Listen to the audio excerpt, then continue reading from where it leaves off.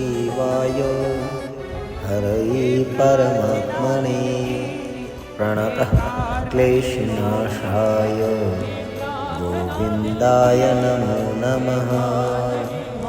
ॐ कृष्णाय वासुदेवाय हरये परमात्मने प्रणतः क्लेशनाशाय गोविन्दाय नमो नमः। आपका दिन मंगलमय हो, शुभ हो।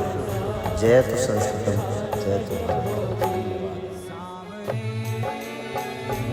कृष्णाय वासुदेवाय हरये परमात्मने प्रणतः क्लेशनाशाय गोविन्दाय नमो नमः।